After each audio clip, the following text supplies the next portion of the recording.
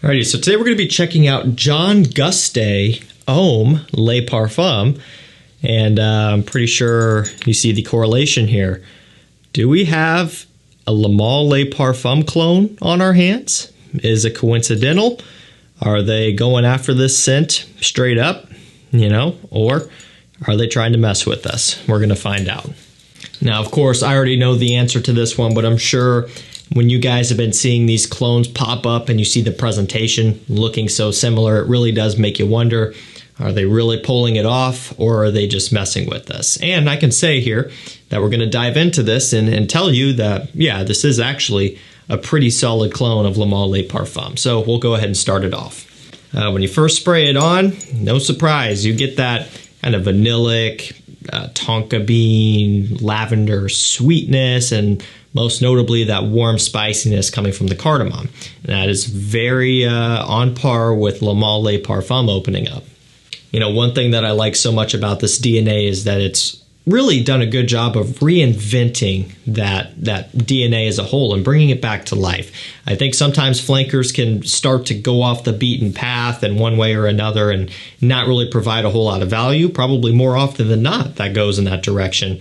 But when you take a look back at what they've put out, the original Le Male, it's been run through and it just isn't in the hype anymore. It's not in the mainstream anymore. It's still a good scent, but it just doesn't have that magic.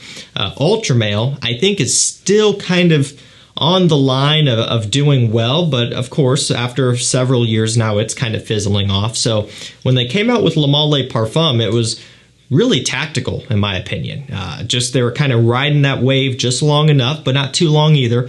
And they created a flanker that is really well done because it is kind of bringing that spark back.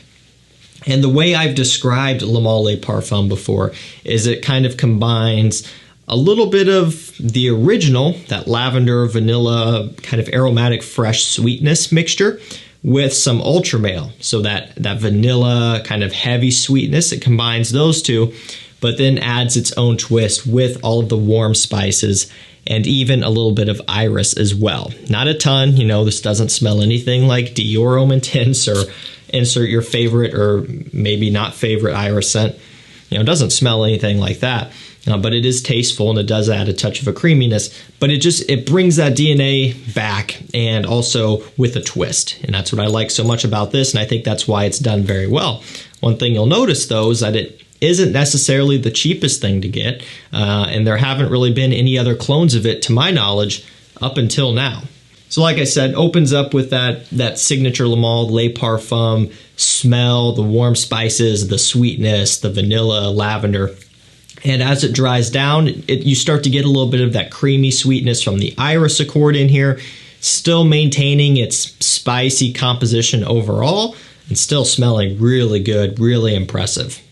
Now, this is one of those deals where when you do spray it, if you've had any sort of experience with Le Male Le Parfum, and then you go over and you smell this for the first time, it's pretty apparent of what they're trying to do, and that's if you weren't taking into consideration the bottle. Like if you weren't to let this influence you, you would still pick up on the same thing. And if you were to have another fragrance enthusiast smell them both, or even for that matter, it could be anybody if you're doing it side by side, they would be able to tell also. When it comes down to it and you're wearing these out in the real world, most people aren't fragrance enthusiasts and they wouldn't be able to tell if you're wearing a clone just by smelling this on its own. They're not going to have any idea. Even if they've smelled Le Male Le Parfum a million times, maybe their boyfriend or husband has it. Someone smells this out in the street, they're going to think it's the same thing. Really it's something where most people aren't going to be able to tell a difference of. It's pretty close overall, I have to say. Impressive stuff. And this is a Fragrance World clone. They've been really popping and putting out a lot of stuff. This is another good one. I don't think it's as strong as some of their other clones. This one hasn't impressed me as much. Again, it's still very close, but it also doesn't have the same type of magic to me quite as the real deal, Le Male Le Parfum. I don't think it quite captures some of those spicy nuances as much as the real deal. Now, if I had to put, a number on this, I would say it's more so like 85%, which is still really good.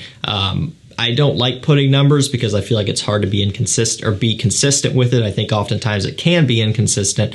But, you know, a lot of things to me are, you know, closer to the 90% range. If I had to put the number, a lot of them are very close and almost undiscernible to a lot of people.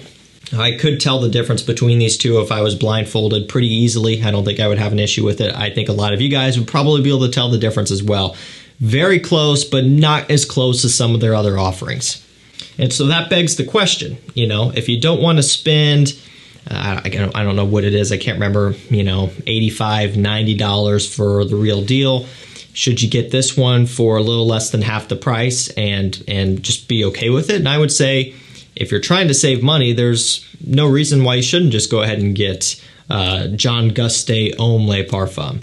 You know, the differences aren't to the level where it's all of a sudden not a clone and it doesn't make it worth it. You know, every clone is going to have, you know, some differences between them. None of them are going to be 100% exact. It all just depends on, you know, what you're looking for. And if you are looking to save money, then you could still go with this one and you're still going to be happy with it, especially if you've never smelled the real one before. Now, if you're already spoiled by the real one, maybe smelling the clone and noticing the difference is something that you wouldn't like as much. But ultimately, I would say when it comes down to it, it's not the end of the world. One thing I will say that is kind of nice sometimes when it comes to clones is the difference in smell can sometimes make it more worthwhile. If you already have the original, maybe you would want something that's very similar but with a slight different twist to make it not, you know, completely redundant. If you wanted to get it to maybe save some money instead of wearing your real bottle all the time, and then that way you can have something that's a little bit tweaked as well.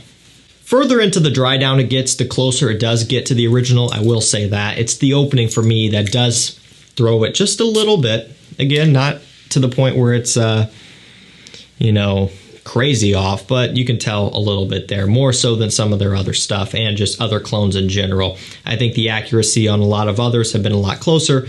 Maybe this DNA was harder to get down. I'm not really for sure on that. This one is an eau de parfum concentration. Longevity on my skin has been right around 8 hours. Pretty solid. Can't complain about that. Not quite as good as Le Male Le Parfum. This one is a little bit better. It's usually up over 9 or so. Projection, though, has been fantastic. Really radiates and pushes and projects off the skin. It also hangs in the air for a good amount of time. Quality is pretty good. You know, it definitely gets the job done. It doesn't open with an alcohol blast or any cheap synthetic smelling chemicals in the opening, which oftentimes is a giveaway or a dead giveaway of just, you know, low quality, and oftentimes that's a big turnoff for a lot of people if the opening smells cheap. This doesn't have that going on, which is a big plus. So ultimately, if you are looking for an alternative to Le Male Le Parfum on a budget, this is a great one to go for. Don't hold it to super high standards. Again, there are going to be maybe more differences than you're used to with a lot of the new clones that have been coming out, but still, it's a great clone, I have to say. It still gets the job done, and when it comes to saving money, you're still going to achieve that with this and get a very similar product. It's mostly just me being nitpicky because I have a lot of time behind Le Male Le Parfum, and so I notice those things, but for a lot of people, it's not going to be the end of the world. Alrighty guys, I think that's going to do it for me. Thank you so much for watching. Stay safe, stay healthy. We'll see you tomorrow with another one. Take care.